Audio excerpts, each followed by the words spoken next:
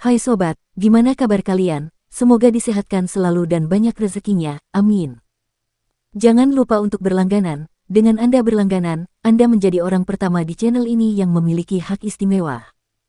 Pada kesempatan kali ini, Sabta Novel akan melanjutkan Sword of Coming episode 44. Untuk melihat video selengkapnya, sahabat bisa kunjungi playlist yang telah Mimin sediakan.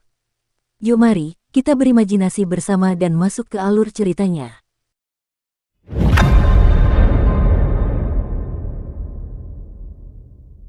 Lumanor di Fortune Street memang kecil dan padat, tetapi ada banyak hal yang lebih dari sekadar yang terlihat.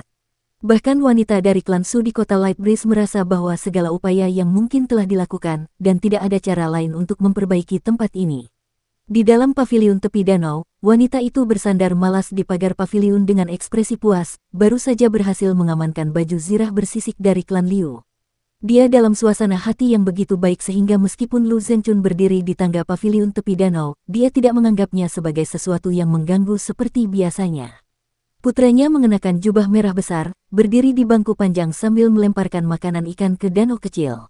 Sekitar 100 ikan koi punggung merah berdesakan, berebut makanan, menghadirkan pemandangan yang menakjubkan. Wanita itu menoleh ke arah Lu Zhenchun sambil memberi instruksi, tidak perlu bagimu untuk tinggal di sini lebih lama lagi. Setelah semuanya selesai di sini, kau akan kembali bersama kami ke kota angin segar. Suamiku tidak hanya akan menerimamu sebagai murid dalam, kami juga akan memenuhi permintaan kakekmu yang agak tidak masuk akal dan memastikan bahwa kau mencapai 5 tingkat tengah suatu hari nanti. Ini adalah jenis janji yang paling berharga, dan harus dikatakan bahwa kakekmu adalah rubah tua yang cukup licik karena membuat permintaan seperti itu. Senyum tipis muncul di wajah wanita itu saat dia melanjutkan, jika kau bertanya padaku, jika kakekmu adalah pemimpin klan Lu, maka kekaisaran Lu tidak akan runtuh begitu cepat. Bahkan Raja Song Changjing yang sangat arogan dari kekaisaran Li Agung pernah menyatakan bahwa dia hanya mampu menaklukkan kekaisaran Lu dalam 1 tahun karena sebagian besar disebabkan oleh ketidakmampuan kekaisaran Lu itu sendiri. Sayangnya bagi cabang klan Lu di kota ini, kalian tidak dapat mencapai puncak kejayaan saat cabang utama meraih kekuasaan. Tetapi sekarang kekaisaran Lu telah jatuh, konsekuensi negatifnya juga berdampak buruk pada cabang sampingan ini. Oleh karena itu, kesempatan untuk datang ke kota angin terang ini benar-benar merupakan kehormatan dan hak istimewa yang besar bagi kalian, jadi pastikan kalian tidak menyia-nyiakannya. Lu Zhenchun membungkukkan badannya dengan sangat dalam sambil menangkupkan tinjunya sebagai tanda hormat di atas kepalanya, dan dia sangat bersyukur hingga hampir menangis ketika dia berkata, saya tidak akan pernah melupakan kesempatan yang telah Anda berikan kepada saya, Nyonya Su. Bahkan setelah saya pergi ke kota angin semilir, saya akan melayani Anda sebagai bawahan Anda yang paling setia selama sisa hidup saya. Saya bersumpah bahwa Anda akan menjadi satu-satunya orang yang akan saya janjikan kesetiaan saya selama saya hidup.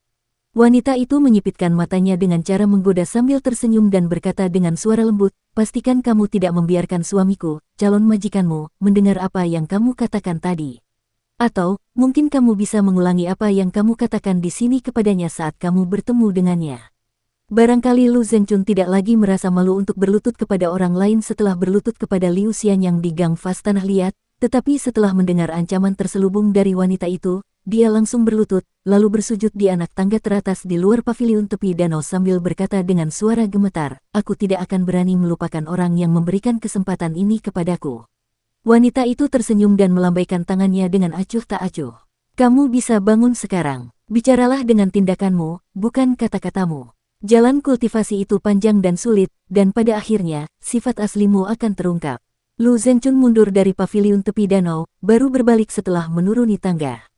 Tuan muda yang tinggi dan perkasa yang pernah menjadi salah satu tokoh paling terkemuka di kota itu tampaknya tidak pernah tegap berdiri di hadapan wanita ini. Di luar kota, klan Lu adalah klan kekaisaran yang memerintah kekaisaran besar. Namun, kekaisaran telah menerima pukulan yang sangat keras dari pasukan kekaisaran Li besar, dan akan sangat sulit bagi mereka untuk bangkit kembali dalam waktu singkat. Akibatnya, semua cabang langsung dan cabang sampingan klan Lu harus tetap bersikap rendah hati untuk sementara waktu.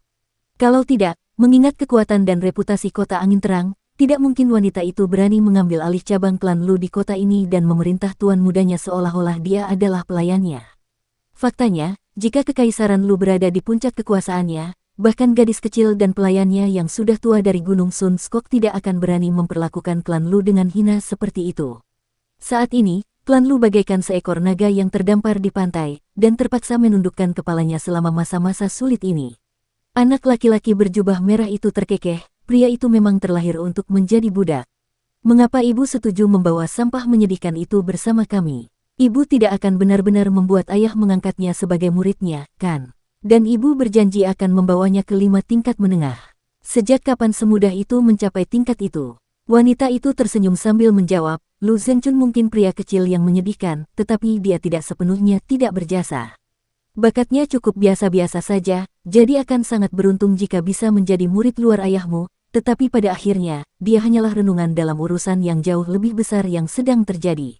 Di permukaan, tampaknya aku telah menjanjikan banyak hal kepada klan Lu di kota ini, tetapi pada kenyataannya, kami telah memberikan lebih banyak lagi kepada cabang kekaisaran klan Lu. Kami menerima semua anggota klan kekaisaran yang mencari perlindungan dan mengizinkan mereka untuk menetap di kota angin terang kami. Selain itu, kami telah memperlakukan mereka sebagai tamu yang paling terhormat, dan kami bahkan telah menandai area yang luas di kota yang telah kami berikan kepada mereka sebagai wilayah pribadi mereka selama 10.000 tahun ke depan. Setelah membuang semua makanan ikan di tangannya, anak laki-laki itu tiba-tiba berlari keluar dari paviliun tepi danau, lalu mengambil segenggam besar batu sebelum bergegas kembali ke paviliun. Setelah itu, ia bersandar di pagar dan mulai melemparkan batu-batu dengan kuat ke arah ikan koi, menikmati penderitaan mereka. Saat melakukannya, ia menoleh ke ibunya dan berkata, "Kurasa kita datang ke kota ini hanya untuk mencari baju zirah itu sebagai tipuan belaka, kan? Pada kenyataannya, tujuan kami adalah menggunakan kesempatan ini untuk menguasai klan Lu. Kekaisaran Lu mungkin telah jatuh, tetapi kekuatan yang tersisa tidak dapat diperkirakan. Saya mendengar bahwa keluarga kekaisaran Lu saja berjumlah lebih dari 3.000 anggota, dan jika kita menghitung semua pelayan, pejabat, dan jenderal yang tidak mau menyerah kepada kekaisaran Li Agung, mereka semua memberikan dorongan besar bagi kota angin cahaya kita." Senyum puas muncul di wajah wanita itu ketika dia berkata, "Saya senang Anda cukup cerdas untuk memikirkan hal ini, tetapi saya harus memberitahu Anda bahwa Anda salah." Alis anak laki-laki itu berkerut sedikit saat dia menunggu penjelasan lebih lanjut.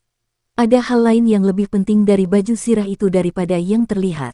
Sederhananya, baju sirah itu tidak kalah hebatnya dengan kitab suci pedang itu, wanita itu menjelaskan. Anak laki-laki itu melemparkan batu dengan ganas ke danau, dan batu itu mengenai salah satu ikan koi di punggungnya. Darah langsung berhamburan ke segala arah, sementara ikan koi malang itu meronta-ronta kesakitan.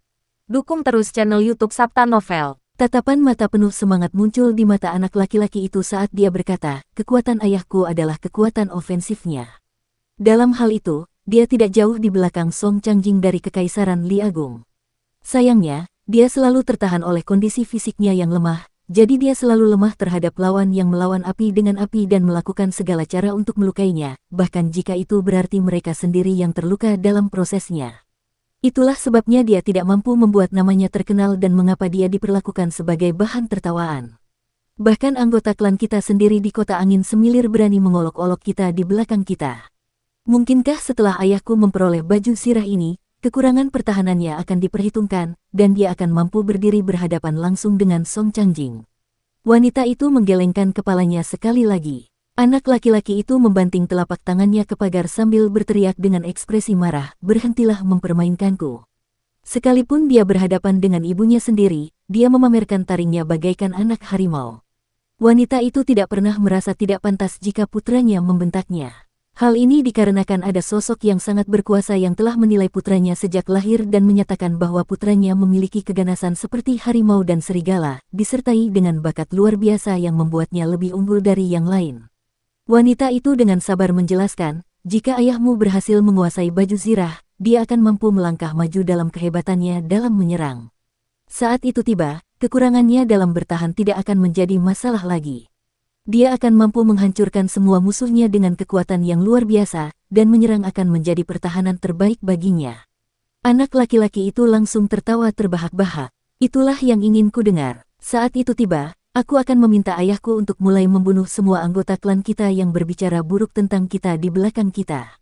Orang-orang itu adalah yang paling menyedihkan." Anak laki-laki itu kemudian dengan cepat menjadi tenang, dan sebuah pikiran tiba-tiba muncul di benaknya saat dia berkata, "Dengan melakukan ini, kita benar-benar telah memainkan Sun Skok Mountain dengan bodoh. Bagaimana jika kera bodoh itu menyadari apa yang telah kita lakukan dan memutuskan untuk menyerang kita setelah kita meninggalkan kota ini? Selain itu, ada satu hal lagi yang belum dapat kupahami selama ini. Liu Xianyang sudah memiliki pembeli porselen, dan dia memiliki bakat luar biasa dalam kultivasi. Selain itu, dia memiliki baju zirah dan kitab suci pedang. Seseorang yang diberkati seperti dia sangat langka, dan bahkan saya harus mengakui bahwa saya cukup terkesan olehnya. Jadi mengapa pembeli porselennya tidak muncul selama ini? Mereka tidak hanya mengizinkan kami mengamankan baju zirah ini, kami juga berhasil membuat kera tua dari Sunskok Mountain itu menanggung akibatnya. Sekarang setelah dia membunuh Liu Xianyang, kami sepenuhnya aman. Apapun akibatnya, Sunskok Mountain akan dipaksa menanggungnya, sementara Lightbreeze City kami tidak perlu bertanggung jawab. Wanita itu menjawab dengan penuh percaya diri. Kera pemindah gunung dari Gunung Terik Matahari itu tentu saja tidak begitu cerdas, tetapi dia tidak sebodoh itu hingga bisa dipermainkan olehku seperti ini dan tetap tidak menyadari apa-apa. Dia sudah tahu bahwa aku memanfaatkannya untuk membunuh Liu Xianyang, dan mengapa dia bersedia terjun ke dalam perangkap itu, alasan yang terlibat cukup rumit, dan ada beberapa faktor sejarah yang agak tidak jelas di balik ini. Mengingat Sunskok Mountain berpikir bahwa mereka akan mampu menanggung konsekuensinya, kita tentu tidak ragu membiarkan mereka menanggung akibatnya bagi kita. Wanita itu berpikir keras saat berbicara, mengevaluasi kembali semua yang telah dilakukannya sejauh ini untuk memastikan bahwa dia tidak membuat kesalahan atau kekeliruan. Pembeli porselen Liu Xianyang adalah kekuatan yang pernah memberikan dukungan penuh mereka kepada Kekaisaran Lu, dan mereka telah menderita kerugian yang sangat parah setelah keruntuhan kekaisaran tersebut. Sebelumnya, mereka adalah sekte kelas 1 yang peringkatnya hanya di bawah kekaisaran-kekaisaran di benua itu. Jika tidak, mereka tidak akan mampu membiayai pengeluaran besar yang diperlukan untuk menjaga Liu Xianyang di kota itu selama 9 tahun ke depan dalam hidupnya bahkan setelah mereka memastikan bakatnya dalam ilmu pedang. Setelah mengetahui hal ini, Sunskok Mountain telah menghubungi pembeli porselen Liu Xianyang dan mencoba membeli porselen Liu Xianyang dari mereka. Salah satu tokoh utama Sunskok Mountain telah menawarkan harga yang sangat tinggi untuk porselen Liu Xianyang, tetapi dalam kejadian yang tidak dapat dijelaskan, pembeli porselen tersebut menolak untuk menjualnya. Yang mereka katakan kepada Sunskok Mountain hanyalah bahwa mereka telah menjual porselen terikat tersebut kepada orang lain, tetapi mereka menolak untuk mengungkapkan informasi lebih lanjut tentang identitas pembeli porselen baru tersebut. Sunskok Mountain agak bingung mengenai hal ini, tetapi kemudian mereka mendengar kabar burung bahwa musuh bebuyutan mereka, Wind Lightning Field, telah memanfaatkan kesempatan di hadapan mereka dan memeras pembeli porselen sebelumnya dari porselen yang terikat. Pembeli porselen sebelumnya tentu saja tidak berani memberitahu Sunskok Mountain bahwa porselen yang diikat tersebut telah dijual kepada musuh bebuyutan mereka, jadi masuk akal mengapa mereka begitu bungkam mengenai identitas pembeli baru tersebut. Adapun siapa yang membocorkan informasi kepada Sunskok Mountain mengenai baju zirah bersisik dan kitab suci pedang yang diwariskan turun-temurun di klan Liu, dan fakta bahwa porselen ikatan Liu Xianyang telah dibeli oleh Wind Lightning Field, orang tidak perlu mencari lebih jauh selain ke kota Lightbreeze. Tentu saja, mereka hanya melakukannya secara rahasia di balik layar. Ibu anak laki-laki itu adalah dalang utama di balik semua ini, dan dia telah membayar harga yang sangat mahal untuk dapat memasuki kota itu bersama putranya, jadi dia tentu saja harus memastikan bahwa mereka setidaknya akan mencapai titik impas dalam perjalanan ini. Jika tidak, statusnya di Lightbreeze City akan jatuh drastis, menempatkannya dalam posisi yang sangat berbahaya, dan dia pasti tidak akan memiliki kesempatan untuk mengambil alih Lightbreeze City di masa mendatang. Kota itu tampak seperti tempat yang biasa-biasa saja, tetapi pada kenyataannya, kota itu tidak boleh dipandang sebelah mata. Selain klan Lu, yang telah mengalami kemunduran, 3 klan besar lainnya semuanya adalah entitas yang sangat kuat di benua botol harta karun timur. Kekuatan sesungguhnya dari 4 klan utama sebenarnya tidak berasal dari seberapa banyak kultivator kuat yang tinggal di antara mereka. Kenyataannya, para pemimpin klan dan leluhur itu sudah dikutuk untuk tidak dapat meninggalkan kota ini. Sayangnya bagi mereka, mereka terkurung di kota itu seperti pohon persik di Peachleaf Valley atau pohon lokas tua di pusat kota. Lebih jauh lagi, tidak ada kemungkinan reinkarnasi bagi mereka, jadi mereka pada dasarnya terjebak dengan sejumlah besar kemampuan hebat yang tidak dapat mereka manfaatkan. Sebaliknya, kekuatan klan ini berasal dari berapa banyak tungku naga yang berada di bawah kendali mereka karena hal ini memiliki korelasi langsung dengan berapa banyak potongan porselen terikat yang dapat mereka sediakan ke dunia luar setiap tahun. Begitu seorang anak dengan bakat kultivasi yang baik muncul, selama pembeli porselen tidak terlalu pelit, mereka biasanya akan membayar tip tambahan yang besar kepada klan yang telah menjual porselen berikat itu. Selain itu, Hubungan saling menguntungkan akan terbentuk antara kedua belah pihak, dan itu juga merupakan sumber daya yang tak ternilai. Tiba-tiba, wanita itu bergumam kepada putranya, jangan pernah memandang rendah siapapun, bahkan orang seperti Lu Zhengjun, yang merasa cukup dengan melayani orang lain sebagai anjing peliharaan. Apakah kamu pikir begitu kita tiba di kota ini, akan mudah bagi kita untuk mendapatkan harta karun dan kesempatan yang ditakdirkan itu? Bukan begitu. Fu Nanhua dari kota Naga Tua hampir mengalami keruntuhan Dao Heart-nya, sementara Kai Jinjian dari Gunung Awan Fajar telah menghilang dari muka kota ini. Ada juga junior lain yang memiliki bakat luar biasa, tetapi Dao Heart-nya juga terganggu selama mengejar peluang yang ditakdirkan di sini. Hal serupa hanya akan terus terjadi di kota ini, dan itulah sebabnya kami mengatakan bahwa tidak ada satu orang pun yang memiliki waktu yang mudah di jalur kultivasi. Anak laki-laki itu mempertimbangkan apa yang telah dikatakan kepadanya sejenak, lalu menjawab, kehati-hatian adalah kunci umur panjang. Aku akan mengingatnya, Ibu. Itulah yang terbaik, jawab wanita itu sambil mengangguk. Anak lelaki itu melemparkan batu terakhir di tangannya, lalu bertanya, ada apa dengan Qi Jingchun itu? Dalam kemarahannya yang jarang terjadi, wanita itu memasang ekspresi tegas saat memarahi, beraninya kau bersikap kurang ajar. Kau harus memanggilnya dengan hormat sebagai Tuan Qi. Anak laki-laki itu sedikit goyah setelah mendengar ini, lalu dengan patuh melakukan apa yang diperintahkan, mengulang pertanyaannya. Apakah Tuan Qi sedang menghadapi masalah? Wanita itu ragu sejenak, lalu menjawab, guru Tuan Qi dulunya tidak hanya menjadi pemuka agama pendamping di kuil Konghucu itu, ia juga menduduki posisi kedua dari kiri Konfusius sendiri. Anak laki-laki itu tercengang mendengar hal itu. Ini berarti bahwa guru Qi Jingchun adalah tokoh keempat terpenting dalam aliran Konfusianisme, yang telah ada selama ribuan tahun. Itu adalah sosok yang tak terduga, dan jika ada orang yang mengklaim bahwa sosok yang maha kuasa seperti itu akan mampu menghancurkan gunung terbesar di benua botol harta karun timur hanya dengan satu hentakan kakinya, bocah itu tidak akan sepenuhnya yakin, tetapi dia juga tidak akan terlalu meragukan klaim tersebut. Ekspresi sedih tampak di wajah wanita itu ketika dia merenung. Pria itu dulunya adalah seorang bijak di antara para bijak, tetapi sayangnya, saat kita berbicara, statusnya telah jatuh hingga di bawah patung dewa yang bobrok di kota ini. Anak lelaki itu menelan ludah dengan gugup, lalu bertanya, apa yang akan kita lakukan terhadap teman Liu Xianyang itu? Wanita itu berpikir sejenak tentang siapa yang sedang dibicarakan, lalu bertanya, Anda berbicara tentang anak yatim piatu bermarga Chen yang tinggal di Klai Fase Eli. Anak itu mengangguk sebagai jawaban. Wanita itu tersenyum sambil menjawab, kau sendiri yang memanggilnya semut saat pertama kali bertemu dengannya, bukan? Kalau begitu, biarkan saja mereka melakukan apa yang mereka mau.